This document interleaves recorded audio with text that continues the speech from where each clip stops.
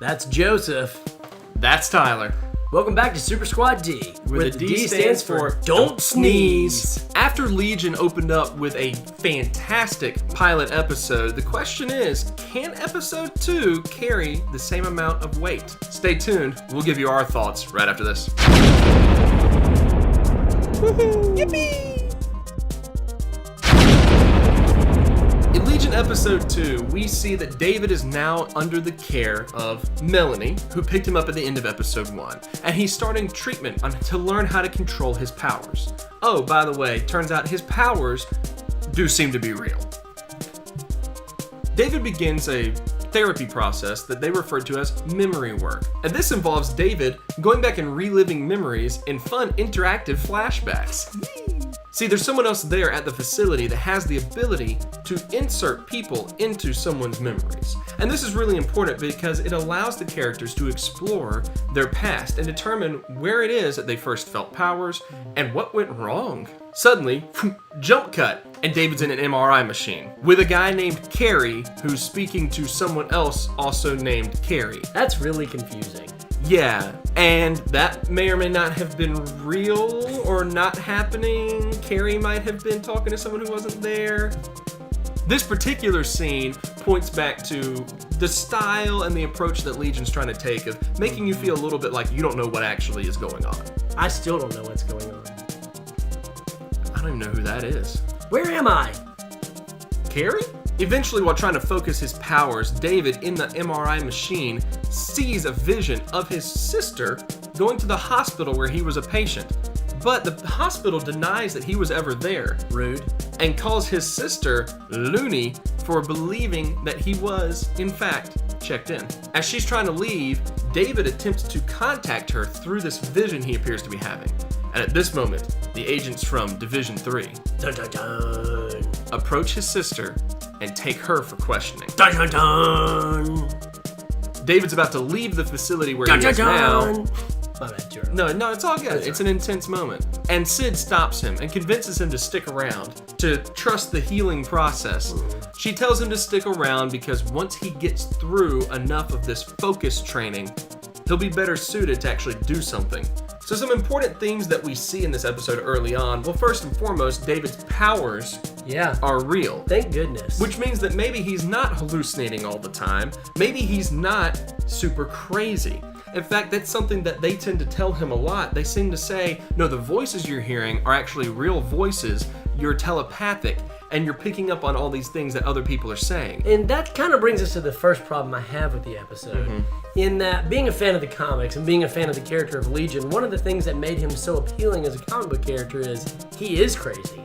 And he does have all these different personalities living inside him, and they all give him access to different powers, and it's really interesting to read, and you never know what you're going to get. I'm going to give the show the benefit of the doubt, because A, it's really well made, and I'm enjoying it, and regardless, I'll enjoy it. But I'll be somewhat disappointed if they end up just explaining away his craziness by just saying that he just is hearing people's voices, and so he's not really crazy. I'll be a little disappointed in that. The thing that makes me think he might not be so sane is the yellow-eyed man. Even though he seems to be getting some sort of control over his powers, and there's a moment in which he actually can hear Sid's thoughts when he concentrates, he does have another vision of the yellow-eyed man as he's in the MRI machine, and this causes him to panic and rocket the MRI machine out of the building. Which is like the craziest display of powers, because he essentially dematerialized the machine and rematerialized it outside. That is some crazy Omega level mutant stuff. Another thing I really liked from this episode was the memory guy and his powers. That was really a unique power to have. I found myself very jealous that he could remember everything that had ever happened to him. Like, can you imagine how smart you would be if you could remember everything that happened to you? You really think it'd be worth it to remember your own birth? Well, I'd like the option. In the flashbacks, a couple of the prominent characters we're introduced to are David's parents. Now, what's really interesting about this is that in neither memory in which the parents appear do you ever see either of their faces. For the mom, she's a little bit clearer. They never really address the fact that they don't show her face. It's just, there she is. It's nothing weird at all, you know? There's a memory in which David's father's reading a bedtime story to him, and David's father's face is blurred out. It's not there. David says, why can't I see his face? Memory guy says, it's your memory, all you have to do is look up. But David, for some reason, can't seem to look up and actually see his father's face. He talks about his father a lot. In some of the flashbacks, he's talking to a psychiatrist, a therapist, about how his father used to take him to look up and stargaze and how they bonded over the stars talking to them, though his father didn't understand what David meant by that. No, he had no idea. But other than that, his father's spoken of in vague generalities. He's only just known as an astronomer, and that's about it. And a really bad book reader. Oh, terrible. The book, The Angriest Boy in the World, is mentioned a lot in the episode. It's a central theme. We're not given much of an explanation as to what it actually is, but one thing I did notice that really stood out to me was the fact that his therapist in this flashback not only mentioned it, but asked him, so we both know who the angriest boy in the world is, right? And David said, me? And it seemed like a bit of a throwaway line. They didn't come back to it at any point, but you have to really wonder, what's the significance of the angriest boy in the world? Yeah, I feel like we're definitely going to find out about that. If you have any theories on what the angriest boy in the world might be, let us know in the comments below. But of course, those of us that are familiar with the comics know who David's father in the comics actually is, Charles Xavier. Which makes you question, who is this character in the show? Is it going to be a stepfather who was some sort of negative feature in David's life? Or did he even exist at all? Maybe these were memories that didn't actually happen. Later on, in one of those flashbacks, we're back in David's room, him back in the bed, the father's not there anymore.